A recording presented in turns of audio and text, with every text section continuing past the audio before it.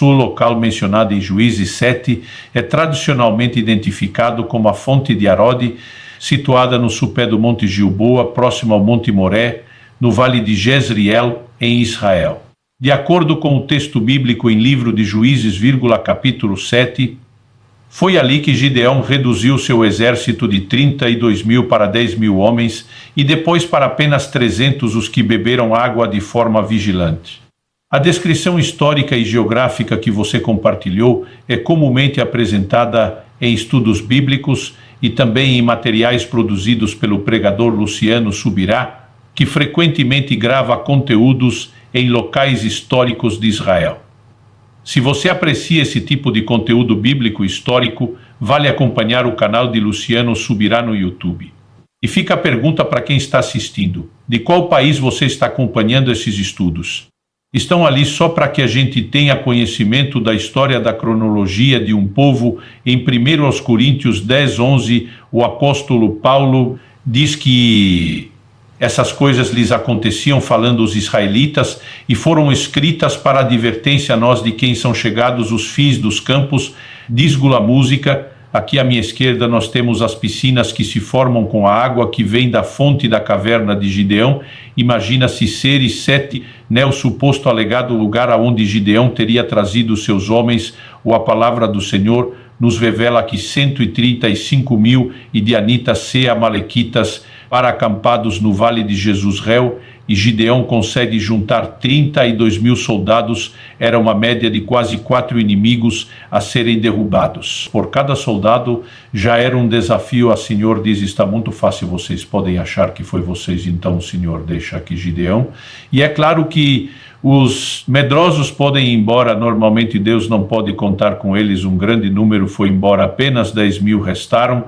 E aqui nesse lugar que Gideão traz esses 10.000, ele seleciona os seus 300 valentes, sem saber quantos na verdade sobraria através da forma como eles iriam beber água. Alguns simplesmente se jogaram na água, se debruçaram, meteram a cara dentro da água. A Bíblia fala de alguns que simplesmente se aproximaram, se ajoelharam, tomaram água com as mãos, lamberam vigilantes e atentos, e olhando o que estava à sua volta. Era o tipo de gente que entendia que mesmo na hora de repor as suas forças, ainda estava em guerra, a batalha ainda continuava. Hoje nós não travamos uma batalha contra pessoas. O apóstolo Paulo 16:12, que a nossa luta não é contra a carne e o sangue, são contra principados, são contra potestades. Quando a palavra de Deus nos diz para vigiar, eu acredito que não apenas vigiar contra o inimigo do pecado, da tentação, mas nós precisamos estar atentos a uma movimentação no reino espiritual. Essa é a razão pela qual devemos nos conservar diante de Deus em fidelidade, devemos andar em oração e viver atentos a isso. Poderá nos colocar dentro do time desses petia ou campeões de Deus que vive grandes intervenções, música. Esse é um lugar aonde nós não podemos desassociar a história de Gideão. Mas eu gostaria de falar não apenas tudo que Deus fez através de Gideão. Normalmente nós temos a inclinação, olhando para os textos da palavra de Deus, de focar só uma intervenção da parte do Senhor. Mas eu gostaria de começar mostrando um retrato da situação. Antes de falarmos da intervenção de Deus, precisamos entender até porque Deus interviu em relação à situação de a nação de Israel. Se via oprimido pelos medianitas, ser debaixo da ameaça também dos amalequitas, a palavra do Senhor. Nos dizem Juízes no capítulo 6, a partir do versículo: fizeram os filhos de Israel que era mal perante o Senhor, por isso os senhores, e entregou nas mãos dos milanistas por 7 anos, prevalecendo o domínio dos Média Unidas sobre Israel. Fizeram estes para si, por causa dos milanistas, as covas que estão nos montes, as cavernas, as fortificações, porque cada vez que Israel semeava os midianitas, se os amalequitas, como também os povos do Oriente, subiam contra ele, e contra eles acampavam, destruindo os produtos da terra, até a vizinhança de Gaza, e não deixava Israel sustenta algum, nem ovelhas, nem dois, nem jumentos, pois subiam com seus gados e tendas, e viam como gafanhotos em tanta multidão que não se podiam contar, nem a eles, nem aos seus cabelos, e entravam na terra para destruir assim.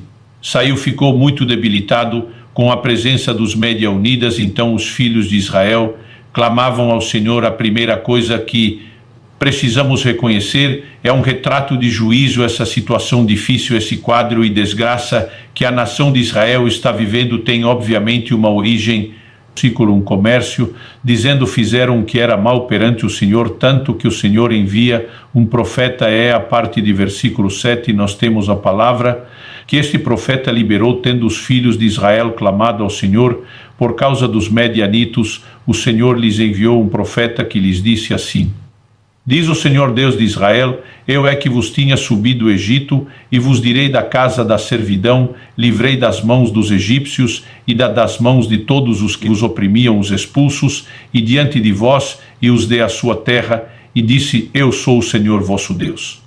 Não ter mais o Deus dos amorreu em cuja terra, vitais contudo não destes ouvidos à minha voz, a nação de Israel, só está vivendo esse problema. Porque eles mesmos o geraram, eles mesmos o causaram particularmente, não gosto de entrar direto na parte da intervenção, aonde a gente cria quase que uma visão de que a responsabilidade de Deus é sempre nos socorrer, embora Ele faça isso na sua misericórdia. A verdade é que muitas vezes eu estava no chão, correndo em problemas que são desnecessários e situações que poderiam ser evitadas. É como aquele naufrágio do apóstolo Paulo experimento, ele está num navio que deveria ir para Roma, acaba sofrendo naufrágio, eles vão parar na ilha de Malta. Antes do naufrágio acontecer, o apóstolo Paulo se levanta e diz, vocês deveriam ter me ouvido e não partir de Creta para evitar esse dano, para evitar essa perda, porque antes de saírem Paulo foi um instrumento de Deus, e diz, vejo que a viagem vai ser trabalhoso no entanto.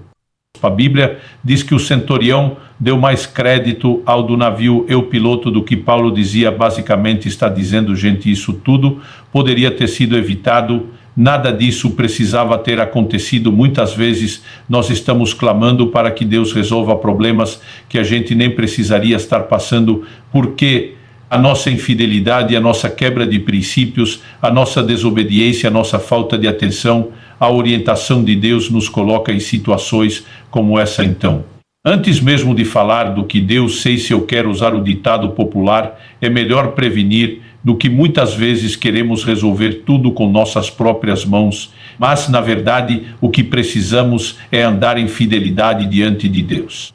Quando permanecemos fiéis, veremos livramentos até mesmo de situações que nem chegarão a acontecer. E a boa notícia é esta: ainda que sejamos infiéis, Deus permanece fiel. Ele sempre nos chama ao arrependimento, ao conserto e à restauração. No texto do livro de Juízes, capítulo 6, vemos a sequência clara dos acontecimentos. O povo pecou, vieram as consequências, houve arrependimento e clamor, e então Deus respondeu. O versículo 11 diz que o anjo do Senhor apareceu a Gideão, que estava malhando trigo no lagar para escondê-lo dos midianitas. E a saudação foi surpreendente. O Senhor é contigo, homem valente. A reação de Gideão revela duas perguntas profundas. A primeira, se o Senhor é conosco, por que nos sobreveio tudo isso? A resposta estava na infidelidade do próprio povo. Quando o coração se distancia de Deus, as consequências vêm. Mas quando o coração se volta para Ele, a intervenção divina se torna possível. A segunda pergunta é ainda mais reveladora. Onde estão todas as suas maravilhas que nossos pais nos contaram? Aqui vemos o clamor de alguém inconformado. Gideão acreditava no Deus sobrenatural, no Deus que age, que intervém, que realiza milagres. Ele praticamente declara, eu sei que o Senhor já fez, e eu não aceito viver sem ver novamente. Ele ouviu falar dos feitos na geração de Moisés, das conquistas na geração de Josué, e aquilo gerava dentro dele um anseio santo. Deus então responde de forma direta, vai nessa tua força, porventura não te enviei eu. Ou seja, o instrumento da intervenção que ele desejava ver era ele mesmo. Antes de qualquer grande livramento, houve arrependimento. Antes da vitória pública, houve transformação interior. E antes do milagre nacional, houve o despertar de um homem inconformado com a ausência da manifestação de Deus. O que Deus viu em Gideão? Um coração que cria, um coração que não se acomodava, um coração que desejava ver novamente o agir sobrenatural. Esse mesmo anseio precisa ser cultivado em nós. Não aceitar viver apenas de histórias do passado, mas desejar experimentar, no presente, o mover de Deus. Manifestação do sobrenatural, da intervenção de Deus. Muitas vezes nós temos clientes acomodados e mais conformados demais, que não anseiam por aquilo que Deus pode fazer, não desejam, não aspiram por isso, e muitas vezes essa é a razão pela qual nada vai acontecer. Deus, ele não responde necessidade de Deus, responde fé. Um homem não é salvo que precisa ser salvo, o homem é salvo quando crê na salvação que Deus lhe disponibilizasse. A nação de Israel não ia viver um livramento, uma intervenção apenas porque precisava, mas é necessário que haja fé em primeiro lugar, que nós podemos destacar em Gideão. Quando falamos de esse inconformismo, é que isso é um trecho de fé. O livro de Hebreus, no capítulo 11, no versículo 32, coloca Gideão no que nós podemos chamar da galeria dos heróis da fé. Então ele manifesta como expressão da sua fé esse inconformismo, o clamor pela intervenção de Deus, o anseio de experimentar mais da manifestação do Senhor e do seu poder. Mas também podemos destacar que o Senhor fala para ele: vai nessa tua força, homem valente. Deus está chamando Gedeão de corajoso. Agora eu já vi pessoas falarem de Gedeão, dizendo que ele era medroso porque ele estava malhando o trigo escondido. Gente, isso é medo, e sem inteligência o inimigo era muito superior nos seus armamentos, na quantidade de intuito. Então era inteligente tentar poupar o material da colheita, fazendo isso escondido. Agora Deus olha para ele e o chama de alguém valente. Provavelmente Gideão não se via da mesma forma como Deus o via. Basicamente, as respostas dão: eu não sei o que é que o Senhor viu em mim. Versículo 14, Juízes 6 dias. Então se virou o Senhor para ele, disse: vai nessa tua força e livre Israel da mão dos mecanismos, porventura não tive eu? E ele disse: Sades, poai, Senhor meu, com que livrarei Israel? É que minha família, a mais pobre, mais acesso, eu, o menor na casa de meu pai, tornou o Senhor, já que eu estou contigo ferir as medidas como se fossem uns homens. Respondeu: sim, achei mês, e diante dos seus olhos dá no sinal de que és tu, Senhor, que me fala. Interessante o Senhor quando fala para Gideão: você é o meu escolhido, é aquele que eu estou enviando. Eu vejo você por agir valentia. Você vê um Gideão que parece desmerecer ao que eu tenho aprendido. É que a verdadeira humildade, ela não precisa nos desmerecer. Luz de ser humilde não é pensar menos de si mesmo, é pensar menos em si mesmo, é só sair do centro. O Senhor está dizendo para ele: não importa se você olha para a sua tribo e desmerece ela em relação às demais, não importa se dentro das famílias da sua tribo essa é a menor, não importa se você dentro da sua família se acha é o menor de todos. O Senhor está respondendo para ele e dizendo: eu estou contigo. Já que eu estou contigo, você vai conferir como fosse um homem. O Senhor está dizendo: não pensa na desvantagem, imagina uma luta mano a mano, e imagina que eu estou com você, e por isso você vai vencer. Luz ao que nós precisamos entender quando ao assunto a identidade é nunca olhar apenas para a nossa própria limitação, mas por aquilo que Deus fala a nosso respeito e para aquilo que Deus providenciou para que os seus recursos se manifestassem em nós. E através de nós agora o Senhor está olhando e vendo Gideão que vai corresponder, e vendo Gideão que ainda vai enxergar. Nós podemos colocar aqui também nas descrições da pessoa, do perfil de Gideão, a sua capacidade de improviso. O texto inicia o capítulo 6, contou contenido: onde estava malhando trigo no lagar. O lagar era um lugar de exprimir uvas, normalmente se molhava os grãos na ira. A ele era um lugar onde se debulhava os grãos. Agora ele está usando um lugar que tem uma outra finalidade, mas ele está improvisando agora. Nós precisamos entender que quando diz respeito a seus instrumentos de Deus, nós precisamos ser fiéis em qualquer nível, de situação que foi colocado diante de nós. Ele está tentando salvar em nome de toda a sua família, da provisão da sua família, está tentando salvar a colheita.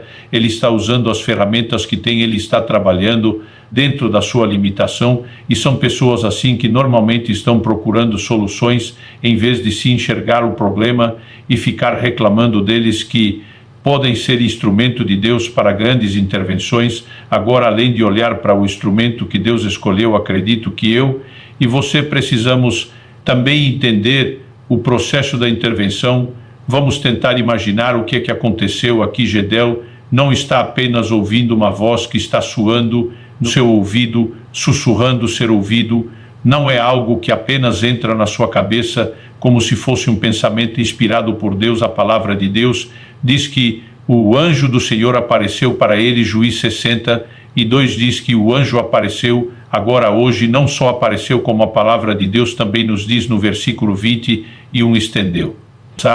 A haste do Senhor, a ponta do cajado que trazia na mão, tocou a carne e os bolos asmos, então sob o fogo da penha, e consumiu a carne e os bolos, e o anjo do Senhor desapareceu da sua presença.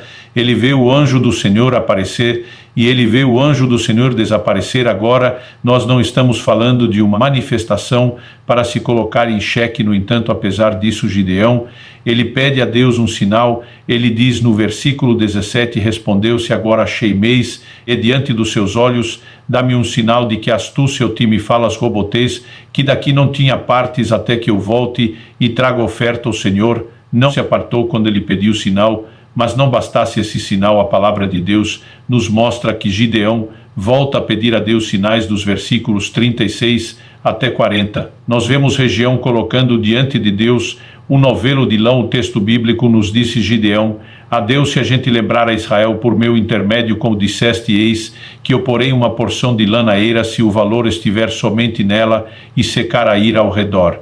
Então conhecerei que há de livrar Israel por meu intermédio, como disseste. E assim sucedeu, porque a outro dia se levantou de madrugada, e apertando a lã do orvalho dela, se espremeu uma taça cheia de água. Disse: mas Deus não se acenda contra mim para ir sem a falar. Só essa vez roubo demais, essa vez só saiu a prova com a lã, e que só lá esteja se tem ao redor a jogar valendo. E Deus assim o fez naquela noite, pois só lá estava seca, e sobre a terra ao redor havia orvalho.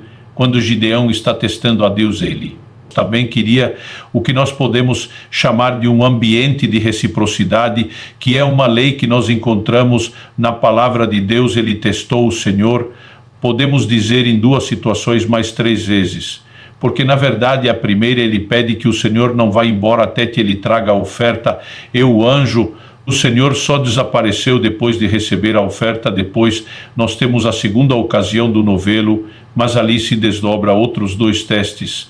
Agora, sabe que é interessante, depois de Gideão ter criado esse ambiente de reciprocidade de Deus, também testa de dentro. A primeira dificuldade era derrubar a altar, o que existia ali na sua casa, e ele faz isso depois. O Senhor disse: escolhe um exército. Ele escolhe, se quer dizer, muita gente. Vocês vão acabar achando que foram vocês mesmos que venceram e não eu que dei o livramento. Então o Senhor diz para Gideão: nós vamos diminuir esse exército. Mandou embora os covardes de 30 e 22 mil foram embora, e apenas 10 mil restaram. Depois o Senhor diz ainda: é muita gente, e o Senhor orienta a vir esse lugar, a fonte, a lote, onde daqui saem os 300. Muitas vezes nós precisamos perceber que a dimensão de fé que pode nos levar a resultados também é igual à dimensão de questionamentos e dúvidas que podemos fazer. Da mesma forma como ele testou, o Senhor também o testou. Mas o mais importante é que quando Gideão até já não estava mais pedindo nada, o Senhor disse: você ainda está com medo dessa arraial, e ali você vai ouvir algo que vai confirmar o que estou falando você. Sula, a dispo ele desce ao arraial do inimigo, ninguém percebe, ninguém sabe quem ele é, e ali ele ouve um companheiro contando para outro sonho, e o companheiro que ouvir o som interpreta dizendo: isso é a espada de Gideão, é Deus enviando Gideão contra nós. E Gideão sair dali empolgado, determinado a acreditar aconteceu nos próximos minutos. Nós queremos ter uma conversa e aplicação prática. Essas verdades que estou inspiradora, essa de Gideão, nos mostra que Deus pode mudar a história, não apenas de uma pessoa, mas de uma nação e de uma geração. E o fator fé para atrair a intervenção de Deus é inquestionável. Aqui já falamos nisso durante a palavra, e vamos tentar trazer algumas aplicações. Mas primeiro acredito que vale destacar o fato de que o povo começa a reconhecer que a distância deles do Senhor os levou para aquele lugar naquela condição depois de uma advertência do profeta, então arrependimento, e lhe precede a intervenção de Deus quando o problema foi gerado, foi o pecado, não tem outro caminho, não dá para a gente ignorar essa parte. Quando o Senhor diz lá, se o meu povo que se chama pelo meu nome se humilhar e orar e buscar minha face, se arrepender dos seus novos caminhos, o contexto ali é que eles teriam se desterrados o caso do pecado, então o caminho para a restauração, eliminar o pecado, e era arrependimento, é colocar nesse fundamento que não tem concentra milagre de Deus, onde é pecado. Se não houver arrependimento, nós podemos valorizar um pouco alguns elementos, como por exemplo a fé. Dentro do terreno da fé, falamos que era ter uma expressão, é a forma como nós conseguimos nos enxergar no momento em que o anjo do Senhor olha para Gideão, eu chamo de homem valente, ele meio que começa a diminuir a si mesmo, E eu disse que nós não podemos confundir, humildade com mediocridade. Falecida outra frase do C.S. Lewis, que humildade é pensar de se pensar menos em si. É só a gente olhar para Jesus, que é o maior exemplo de humildade. Ele diz, aprender de mim, que sou manso e humilde de coração, e você nunca vê Jesus, ela sofreu, não consigo, e nunca se desmereceu, pelo contrário, ele se coloca diante do povo e diz, o Espírito do Senhor está sobre mim, porque me ungiu, em outras palavras, dizendo, eu sou o cara, o enviado de Deus para resolver a sua situação. Mas também nós não vemos ele pensando tanto ele disse, eu só falo o que eu ouço, vai falar, só faço o que eu vejo para fazer a vida de oração, mostrava a dependência dele de Deus. Então a gente precisa parar de confundir humildade com a mediocridade de se desmerecer, de dar desculpas. Eu me lembro, Rafael, quando você anda bem garoto, onde apareceu com a conversa Moisés, diante a ficar dizendo que não tem condição de falar, e Delciro contra ele, e lembro que essa conversa, abrindo a primeira mensagem, dizia que eu dei a ele, no grupo com algumas pessoas que falam, compartilha alguma coisa, e eu me preparei, me interessa, é verdade, você nem frequentava, nós precisamos viajar. Eu falo que é um dos nossos pastores, Eliane, estavam cuidando de você, esperar para a gente, e nessa reunião na casa dele, nesse grupo que ele estava, foi que você compartilhou, ele que me contou primeiro a pedir detalhes, depois voltando à questão do Moisés, enquanto está dando desculpa a Deus, irão, que diz só eu, te enviando sou eu, que ponho as minhas palavras na sua boca, é quase como se eu dissesse, nem eu acho que ser grandes coisas, Moisés, a questão é que sou eu que capacita a verdadeira humildade, ela não nos desmerece no sentido que a gente não possa fazer, ela reconhece que a gente não pode fazer sozinho, mas ela nos conecta com Deus, que pode, e junto com atitude de fé, ela acaba se tornando ousada. A gente vê esse mix em reunião hoje do seu Despertando Você, é um homem valente, olha o lugar certo e já está mudando, já está fazendo algo por esse povo, Então, não desmereço e acredite, e nós precisamos nos mover fé, esse inconformismo, e Gideão, esse acento mais deveria permear o coração de todo mundo. Tem muita gente querendo ver a ação de Deus, mas não está lutando por isso, não está se posicionando em fé como deveria. O interessante nessa atitude de um também é que ele não quer só manter um relacionamento de um Deus que ele ouve falar. Ele diz, cadê as maravilhas que nos contaram nossos pais? Ele sabe que é Deus quem faz e que ele pode ver as maravilhas dele também, na geração dele também. Ele teria as próprias histórias e outras testemunhas de que esse é uma grande lembrança. Todos os dons, ninguém deve caminhar na fé de seus familiares, na fé de seus pais somente, mas todos nós devemos ter um encontro pessoal com Senhor, porque todos nós temos o nosso relacionamento para viver com ele. Essa frase que Deus não tem netos meus, só ter filhos, então não podemos realmente ficar apoiando naquele a fé dos nossos antepassados e ficar pensando que ajuda o bem foi o barco, porque minha família cliente, minha família, meu Deus, mas não precisa ser viral lançamento, mas é muito importante a gente realmente ser zeloso, ter uma sede por Deus e buscar isso com toda a simplicidade mesmo. Lembro quando o terceiro mês estava estudando fora e você me ligou há 3 dias antes de acabar o mês perguntando se eu poderia adiantar. Eu te disse que não é a primeira lição que eu falei que queria te dar. de responsabilidade,